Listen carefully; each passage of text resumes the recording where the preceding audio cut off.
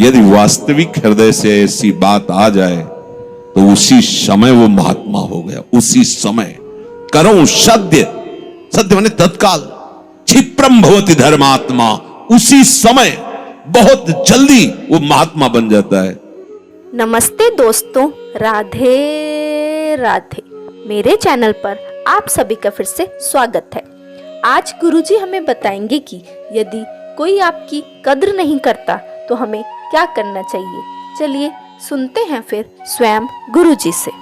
मेरा कोई नहीं है आपके सिवा, तो जो जो आपने अपना मान रखा वो सब वो घसीट लेंगे, क्योंकि वो कर तुम अकर तुम मन था कर तुम सर्व समर्थ है। दो प्रकार से, या अंदर से विवेक से वैराग्य प्रकट करके, या बाहर से राग ही हटा लेंगे। वो जगह नहीं रखेंगे जिसे आप अपना कह रहे हो। तैयार रहना। और यदि वास्तविक हृदय से ऐसी बात आ जाए तो उसी समय वो महात्मा हो गया। उसी समय करो सत्य, सत्य माने तत्काल, क्षिप्रम भवति धर्मात्मा, उसी समय बहुत जल्दी वो महात्मा बन जाता है। कितना सुंदर सिद्धांत है। रहो न कबहू कतहू कछु मेरो अपनो काम। अब अपने लिए कोई कार्य नहीं रह गया है।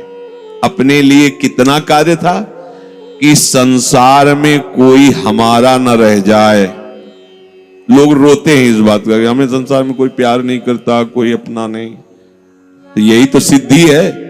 आओ इधर, हमारे मार्ग में ये लाभ है कि कोई हमें प्यार न करे। भर्तृहरि जी ने भगवान शंकर जब प्रसन्न हुए, प्रकट हुए, तो वरदान मांगा कि कभी कोई सम्मान से मुझे एक टुकड़ा भी न दे, क्योंकि ये सम्मान, ये प्यार प्रभु से विमुख कर देता है। देखो हम जी तुम्हारे बिना जी नहीं सकते, तुम चले गए तो मेरा क्या होगा। अब वो उसकी बात में ही समझो तुम्हें कितना प्यार कर रहा है। वो क्या कह रहा है? तुम चले गए तो मेरा क्या होगा। ये प्यार है। क्या सोच रहा है वो? मेरा क्या होगा। बस पकड़ लो, कोई तुम्हारा नहीं। कोई तुम्हें जो बहुत प्यार करता हो उसकी बात सुनना, उसमें आप अगर विवेक जागृत है तो उसमें गंध मिलेगी केवल स्वार्थ की, केवल स्वार्थ की। कहीं किसी कोने में तुम्हें प्यार नहीं मिलेगा। पूरी प्यार की जो स्वांग भरी वृत्ति है उसमें केवल स्वार्थ नृत्य कर रहा होगा, केवल वासना नृत्य कर रही होगी, केवल कामना का तांडव होगा। बस विवेक से देखना। अगर विवेक नहीं तो सब फंसे हुए तो उसी में है। प्रभु कह रहे हैं कि जब साधक भगवद आश्रय नहीं लेता तो कहीं ना कहीं उसके हृदय में भोक्ता और कर्ता भाव बना रहता है, अहंकार के कारण। फिर वो विषयों का चिंतन करता है। बहुत ध्यान देने योग्य बात है।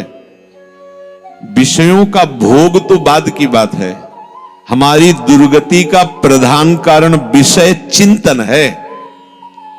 इसलिए भगवान ने कहा है कि जो मेरा चिंतन करता है निरंतर, उसके लिए मैं सुलभ हो जाता हूं। अनन्य चेता सततम यो माम स्मरति नित्य साहा तस्याहम सुलभा पार्थ। मैं उसके लिए सुलभ हो जाता हूं। अब यहां ध्यान देना है कि विषय क्रिया नहीं हुई, लेकिन केवल चिंतन आपके हृदय को बर्बाद कर देगा। इसलिए कहा गया कि एक क्षण भी भगवत चिंतन छूटा तो हानि हो गई। ऐसे संस्कार गलत अंदर डाल देगा, वो जलाते रहेंगे। मन जो है ना, ऐसी स्थिति पैदा कर देगा कि ये ज्ञान विज्ञान आपकी समझ में ही नहीं आएगा। ध्यायतु विषयान पुंसः।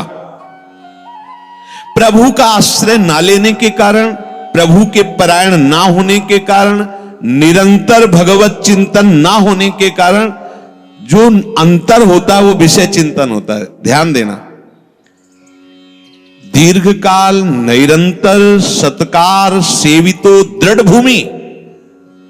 जब दीर्घकाल तक निरंतर भगवत चिंतन का अभ्यास किया जाता है तो दृढ़ भूमि वो इतना पक्का हो जाता है कि फिर आप छोड़ना भी चाहो तो नहीं छोड़ सकते। जैसे विषयी पुरुष भले कहीं भागवतिक स्थान में भी बैठा हो पर वो अपना ही दृश्य देखेगा, अपना ही चिंतन करेगा। ऐसे भागवतिक पुरुष भले ही वो विषय प्रपंच में बैठा हो लेकिन वो अपना ही दृश्य देखेगा, अपना ही चिंतन करेगा।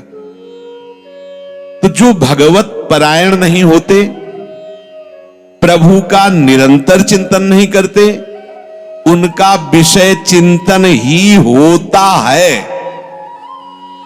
वो विषय चिंतन ही करता है ऐसा नहीं कह रहे, स्वाभाविक होता है विषय चिंतन उससे, क्योंकि भगवत परायण नहीं है। आज की वीडियो में बस इतना ही। ऐसे ही गुरुजी के और सुंदर प्रवचनों को सुनने के लिए वीडियो को लाइक करें और चैनल को जल्दी से जल्दी सब्सक्राइब करें। राधे राधे।